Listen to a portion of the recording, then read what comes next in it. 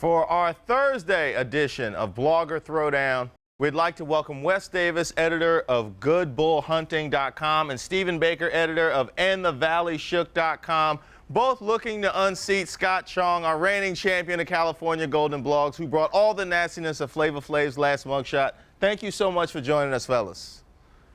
Thanks for having us. All right, I'm going to start with Wes. Is it true that on your blog today you stated that LSU quarterback Zach Mettenberger is the worst college football quarterback in the country? No, I didn't write that personally, but I said something along the lines of there's a Whopper promotion going on there. If an LSU team wins, they get a free Whopper. I said that if they serve the Mettenberger, nobody could finish it because it has such a low completion rate, but I didn't say anything about him being the worst. Oh, that's backtracking. Yeah, Reese is always trying to put words in people's mouths, though. That's Steven. backtracking? Yeah. I don't think that's backtracking. Hey, look, LSU knows about bad quarterback play. We're pretty familiar with it. We've gotten used to it. I can say that Mettenberger is not the worst quarterback we've had at LSU within a season. He's been okay this year.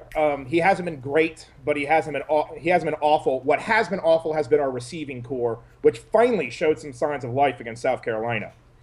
Steven, I'd like to hear what you think about A&M's quarterback, Johnny Manziel. Tell us one nice thing you like about his game, one compliment. Actually, I like a lot about his game. We keep track on our website. We have our own quarterback rating, and Manziel leads the SEC in our own quarterback ratings. He completes a lot of passes. He doesn't turn the ball over. He makes good decisions, but he hasn't really faced a defense of LSU's caliber except for Florida, and Florida largely held him in check. So we're going to see what happens when he actually has to play a defense that can play. I don't want to see what happens, Steven. I want you to tell us what's going to happen. What's going to happen when Johnny Football takes the field against that LSU defense? I think what's going to happen is he's going to have to scramble out of the pocket a little bit. He's going to get a little bit frustrated. Swope's not going to find as much space. And when he's scrambling out there, he's going to meet Mr. Eric Reed. And Eric Reed's going to hit him very, very hard a lot of times. And we're going to – I don't think that Manziel can take that kind of punishment in the game. I think Manziel's evasive enough to get away from that defense. I don't think it's going to be a field day like you saw against South Carolina State by any stretch of the imagination. But I think what you saw against Florida was a kid playing his first game in college. What he's been doing is warming up for the last 6 games. I think he's ready for the next challenge, and I think he'll pleasantly surprise some people. All right, now what I really want to know is, could one of you call me and wake me up for this game? I'm usually just coming home from my Friday night activities at 11 a.m. Saturday morning. Why in the world is the kickoff so early? I don't know. You might want to ask some people that employ you on that one. We didn't set the start time. To prop up the Texas game. If LSU-A&M was going up against Texas-Baylor, the Texas-Baylor game would get negative Nielsen ratings.